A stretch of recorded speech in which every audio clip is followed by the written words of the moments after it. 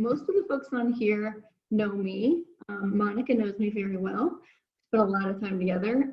But for those of you who might not know me as well, I thought I'd start with just a little bit of background on myself.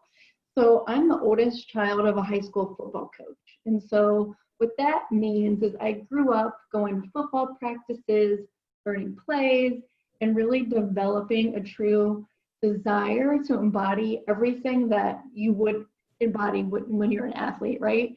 I wanted to be tough. I wanted to be competitive. I wanted to be cunning and resourceful. And as a result, I tended to spend a lot of time playing outside with neighborhood boys, right?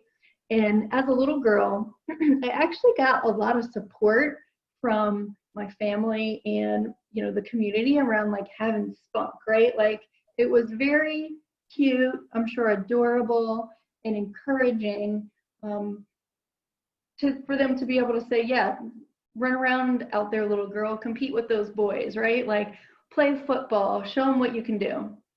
But then I remember quite an abrupt change, like right around middle school, right? Suddenly, my ability to continue competing both mentally and physically hadn't changed, but I was told by my parents that I couldn't play anymore. I know, like playing football, not a big deal, but it was the first time that I remember being told that I didn't belong somewhere because I was a girl. And it had nothing to do with my ability, my desire, even my safety, really. It was really that, they were concerned that boys were going to want to tackle me, which kind of really, made the situation feel, any worse, right? Again, not a big deal, but I don't think that I have to tell anyone on this call that it wasn't the last time that I got the message that were spaces where, I just didn't belong. So if I fast forward a little bit to my first really good job out of college, I worked in inside sales for a technology company. Very male-dominated, male-owned business.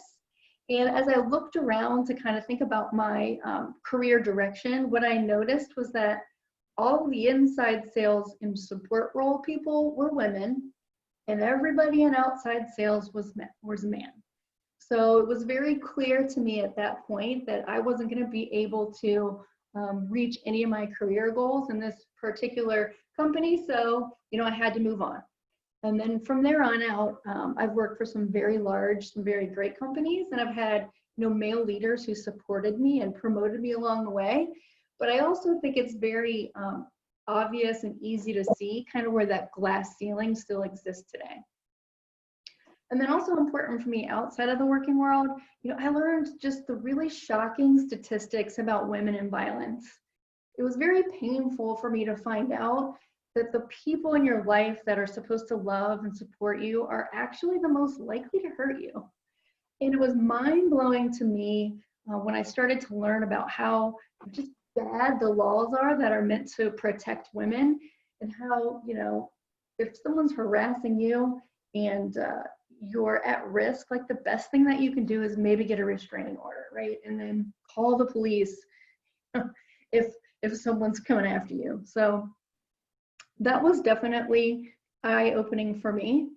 And then, as I continued to get older and, people started having families, it was very apparent just the unbalanced amount of mental and physical work that women have to do associated with caretaking. So whether that's caring for kids at home, juggling who needs to be where, what's for dinner, who's doing homework, cleaning, doing laundry, it just became very apparent to me, that women are the ones doing the majority of the caretaking and the homework, as well as, working in the working world as well.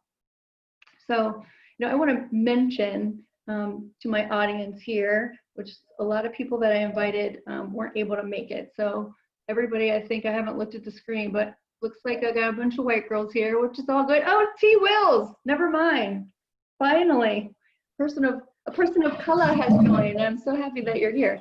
So I just wanted to point out that, the challenges faced by me in my situation, are not the same as all women, right? We're not a ubiquitous group that all look, act, have the same backgrounds, right? So when you add the intersection of things like race, socioeconomic status, religious affiliation, sexual orientation, right, then it really becomes even more apparent that our current systems, institutions, and just daily life in this country become more difficult and more unjust. And all of those voices need to be heard. And that's something that I'm really passionate about. So I've told you a lot of stuff, but none of that really sums up why I joined the Matriots. So I joined for a couple of main reasons. I joined because I believe in justice and equality. I believe that women are amazing, strong, and smart. Where would our families and our households be without us? I believe that people who are doing most of the nurturing, taking care of us when we're sick, they're making the educational and financial decisions for their families, and they're caring for the elderly as well, should have an equal voice in making decisions that affect our mental, physical, and economic well-being. And I also believe our system's broken. Like, sadly, money talks, right? So we have to harness the financial, intellectual, and emotional energy of like-minded people and the people in this greater Zoom room, to make change. And then lastly, and definitely importantly, I believe that the Matriots will be a good steward of my money, and that they're going to endorse female candidates who will positively impact the lives of all women and girls in Ohio. And when women and girls succeed, we all succeed. And that's why I decided to join and become a Matriot.